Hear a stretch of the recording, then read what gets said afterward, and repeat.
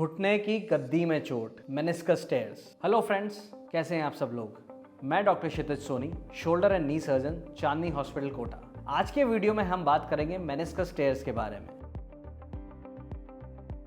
घुटने के अंदर, जैसे कि आप देख सकते हैं, ये घुटना है। इस घुटने के अंदर हमारी ऊपर वाली बोन फीमर और नीचे वाली टीबिया, इन दोनों के बीच में इस तरह की दो गद्दियां होती है जिसको हम शॉक एब्जॉर्बर्स भी बोलते हैं, और इसको इंग्लिश में बोला जाता है मेनिस्कस। दोस्तों, बहुत ही कॉमन इंजरी है मेनिस्कस टेयर हो जाना। तो अब हम समझने की कोशिश करते हैं कि मेनिस्कस टेयर बेसिकली होता क्या है। जब भी आप चल रहे फिर रहे हैं, आपकी इस तरह की कोई एक्टिविटीज़ होती हैं जिसमें आपको एकदम से ट्विस्ट मूवमेंट होता है। ये मूवमेंट आपको रनिंग के टाइम पे हो सकता है, आपको खेलते टाइम हो सकता है। इनफैक्ट अगर आप ज़मीन पे बैठे हैं तो ज़मीन से उठते टाइम भी आपको इस तरह का ट्विस्टिंग मूवमेंट हो सकता है, और जैसे ये रगड़ मारता है, हो सकता है ये रगड़ आपके मेनिस्कस पे मारे और वहाँ से मेनिस्कस फ्लिप हो जाए। दोस्तों, मेनिस्कस टेयर अलग अलग तरह का होता है। एक होता है मेनिस्कस टेयर आगे की तरफ, या फिर मोस्ट कॉमनली देखा गया है पोस्टीरियर हॉर्न की तरफ। पोस्टीरियर हॉर्न मतलब पीछे की तरफ। ये मेनिस्कस जो है, एक होता है अंदर की तरफ घुटने के, इसको हम मीडियल मेनिस्कस बोलते हैं। ये होता है बाहर की तरफ, जिसको हम लेटरल मेनिस्कस बोलते हैं। दोस्तों, मेनिस्कस टेयर अलग अलग ग्रेडिंग का होता है। ग्रेड 1 और ग्रेड 2 मेनिस्कस टेयर जो होता है, उसको हम कंजर्वेटिवली ठीक कर सकते हैं। और अगर ग्रेड 3 या फिर ग्रेड 4 मेनिस्कस है, आपने आपकी एमआरआई कराई, उसमें अगर ग्रेड 3 या ग्रेड 4 मेनिस्कस टेयर लिखा है, तो अनफॉर्चुनेटली ये बिना सर्जरी हम ठीक नहीं कर सकते हैं। कई लोगों की क्वेरीज आती है व्हाट्सएप पर, बहुत पेशेंट्स एमआरआई भेजते हैं, वो पूछना चाहते हैं कि क्या ग्रेड 1 और ग्रेड 2 में उनको सर्जरी की ज़रूरत है। तो फ्रेंड्स, ये मैंने आपको बता दिया, इसमें कन्फ्यूजन की ज़रूरत नहीं है। स्टेज 1 और स्टेज 2 में हम बिना सर्जरी के इसको ठीक कर सकते हैं। अब ये डिपेंड करता है कि आपको मेनिस्कस टेयर किस तरह का है। दोस्तों, जैसा कि ये नी है, इसमें अलग अलग मेनिस्कस में अलग अलग जोन्स होते हैं। जो बाहर की तरफ आपकी हड्डी की तरफ जो जोन होता है, वो है रेड जोन। उसके पास बीच में होता है रेड वाइट जोन, और अंदर की तरफ होता है वाइट जोन। अगर वाइट जोन में आपको टेयर है तो वहाँ पे ब्लड सप्लाई नहीं होती है। वहाँ पे अगर आप रिपेयर कर भी देंगे तो आपका मेनिस्कस नहीं जुड़ेगा। रेड वाइट जोन में अगर टेयर है तो उसकी प्रोबेबिलिटी जुड़ने की ज़्यादा होती है।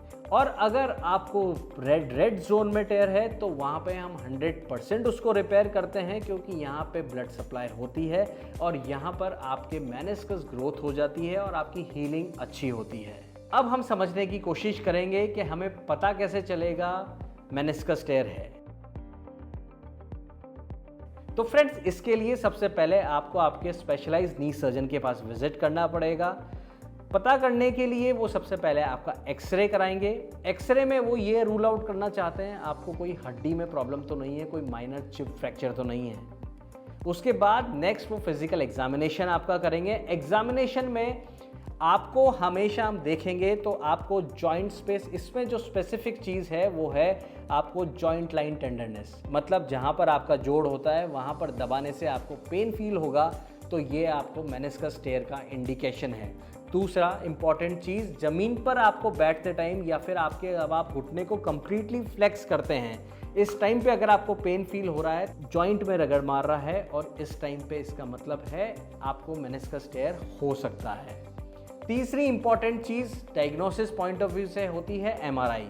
हम एमआरआई करा के देखते हैं, और एमआरआई में ही देखते हैं जहाँ पर पेशेंट्स को कन्फ्यूजन होता है, क्योंकि पेशेंट रिपोर्ट पढ़ता है और रिपोर्ट रेडियोलॉजिस्ट एक स्पेसिफिक चीज़ लिखते हैं, ग्रेड 1 ग्रेड 2 इस तरह की चीज़ों को पढ़ के पेशेंट कंफ्यूज हो जाता है और अपनी एमआरआई इधर उधर दिखाना चालू करता है। ये तो हुआ डायग्नोसिस के बारे में। अब हम तीसरी बात करते हैं, इसका ट्रीटमेंट क्या है। तो दोस्तों, ग्रेड 1 और ग्रेड 2 में जैसे कि मैंने बताया, सर्जरी की ज़रूरत नहीं है। पीआरपी हम देते हैं। पीआरपी मतलब प्लेटलेट रिच प्लाज्मा। ये हम आपके घुटने में डायरेक्ट टेयर पे इंजेक्ट करते हैं। वहाँ पे उसके बाद आपको एक फिजियोथेरेपी मॉड्यूल पे डाला जाता है। फिजियोथेरेपी आपकी स्टार्ट की जाती है। दोस्तों, ग्रेड 3 और ग्रेड 4 में हमें सर्जरी की ज़रूरत पड़ती है। सर्जरी जो है आर्थ्रोस्कोपिक होती है, दूरबीन से की जाने वाली सर्जरी होती है। इस सर्जरी में हम आपके घुटने के अंदर मिनी होल्स करके टेलीस्कोप अंदर डालते हैं। टेलीस्कोप अंदर डाल के जहाँ पे टेयर होता है उसको हम जोन वाइज रिपेयर करते हैं। रिपेयर करने के बाद आपको रेस्ट पर डाला जाता है। सर्जरी के बाद के प्रोटोकॉल की अगर हम बात करें तो सर्जरी के बाद आपको पैर पे वजन देने की सलाह नहीं दी जाती है 3 वीक्स के लिए। और आपको ध्यान रखना पड़ेगा कि नी बेंडिंग आपकी फिजियोथेरेपी स्टार्ट तो कर दी जाती है, लेकिन वो लिमिटेड होनी चाहिए 90 डिग्रीज तक। आई होप ये वीडियो आपको पसंद आया होगा। अगर वीडियो पसंद आया है तो वीडियो को लाइक करें, इसी तरह के और वीडियोस के लिए चैनल को सब्सक्राइब करें, और अगर आप चाहें तो हमारे नीचे दिए गए नंबर पर हमसे कांटेक्ट कर सकते हैं।